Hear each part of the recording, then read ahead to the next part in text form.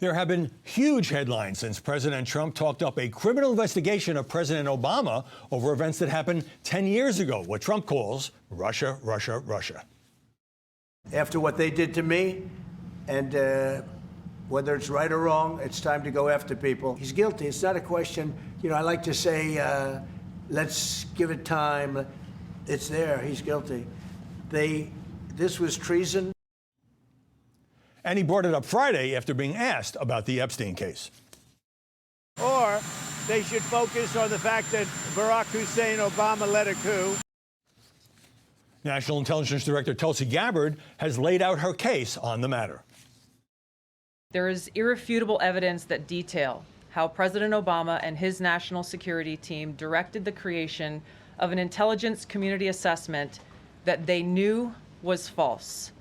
They knew it would promote this contrived narrative that Russia interfered in the 2016 election to help President Trump win. Obama said through a spokesman that he doesn't ordinarily dignify such, quote, nonsense, but these bizarre allegations are ridiculous and a weak attempt at distraction. Nothing in the document issued last week undercuts the widely accepted conclusion that Russia worked to influence the 2016 presidential election, but did not successfully manipulate any votes. And joining the conversation now, Meghan Hayes, a top official in the Biden White House and campaign. Sarah, Trump openly pushes for a criminal investigation. He says Obama's guilty of treason. Are the media so inured to this kind of rhetoric that they are failing to point out this is not the usual presidential behavior? Right, and I think they're running the same risk that they ran into with the Epstein situation, which is way overinflating expectations of the kind of accountability that's going to happen here. President Obama is not going to jail. That is just not going to happen. For starters, the Supreme Court has said presidents have immunity. That being and when asked about that, if I can jump in, sure. President Trump said that Supreme Court ruling probably does benefit Barack Obama as a former president. Exactly. But all of that being said, that doesn't mean that what has emerged is meaningless. It fundamentally does change our understanding of what happened at the beginning of the Russia investigation. It does suggest some seriously corrupt behavior took place at the top of intelligence agencies during the transition between Obama and Trump, and there should be some form of accountability for that. In my view, Meghan, Obama aides, you may disagree, did try to politicize the process of 2016. Of course, Trump won that election. Usually you let it go if you're the winner, but this has been endlessly investigated, including by special counsel named by Trump, John Durham, in the first term, and no high-level officials ever been charged. Correct, because there's nothing there. This is a report that was 5 years ago. Marco Rubio, the Secretary of State and the current National Security Advisor, signed off on this, as well as Senator Richard Burr, who's no longer in the Senate. Well, let me just quote Marco Rubio, because he was part of this bipartisan Senate committee. Rubio saying, "This was very troubling. We found irrefutable evidence of Russian meddling." Now, we get into a semantic debate about were they trying to influence the election? Were they just trying to help Hillary? Were they trying to damage Hillary because they thought Hillary would probably win? And at the same time, you have others. I mean, this was public at the time. I want to make this clear.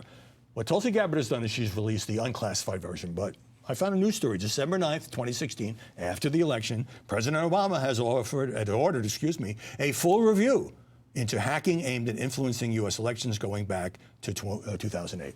Yeah, absolutely. And they found that, yes, this did happen. That doesn't mean Barack Obama all of a sudden committed treason. If that's the case, then Marco Rubio is an accomplice. He signed a document saying that what they found in the intelligence report was accurate at the time. So it's confusing to me. This is all a distraction. We all know it's a distraction to keep Donald Trump to try to move away from the Epstein files. And that is how the media is seeing it. That is how the American people are seeing it. You know, as enjoyable as it must be to look for some to look back at the Democrats and the discredited Steele dossier and the Bob Mueller probe. He was, by the way, the duly appointed special prosecutor in that case. And in my view, the media coverage was out of control and hyped, and looking back was somewhat embarrassing. But this is not exactly new news. Do you buy the notion that it's a distraction? Obviously, this is 10 years ago, and Donald Trump and Tulsi Gabbard feel very strongly about it. The timing of the release is probably strategic because this is the Epstein situation has engulfed the White House. But I would push back on it not being new news. The conversation is not about whether Russia meddled in the election. That is something that the intelligence agencies all agreed on.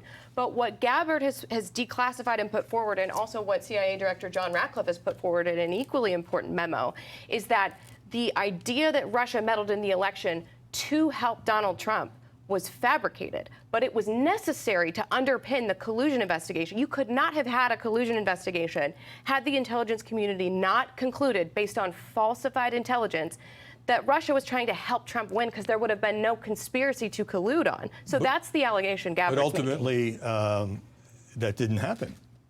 Well, There was no. The finding was that there was no collusion on the part of the Trump campaign. right, but that investigation engulfed the majority of Trump's first term. It tainted everything he tried to do, and they wouldn't have been able to orchestrate that without this key finding that we now know was based on manipulated intelligence. Meghan, since we spoke last segment about whether or not many aspects of the Epstein case have been overplayed, overcovered, obviously it's an important story, does it seem to you that those who are really pounding this story, particularly in conservative circles, are overplaying it? Yeah, absolutely. This is a distraction from the Epstein files. I mean, everyone can see that that's what's happening here. But I also think it's important to know that Donald Trump has tried every single tactic in his tool belt to try to change the narrative away from Epstein, and it keeps going back to it because that's what his base wants to talk about. That is what his base was promised by people who work at the DOJ currently. So they are the one, again, to your point, they are overplaying the Russia investigation. They are overplaying the Epstein. They just can't deliver on some of these promises, and it will backfire on them, just like the Epstein case is. Well, I think it's fair to say the story's not going away. You both made your points. Hey, Sean Hannity here. Hey, click here to subscribe to Fox News YouTube page and catch our hottest interviews and most compelling analysis. You will not get it anywhere else.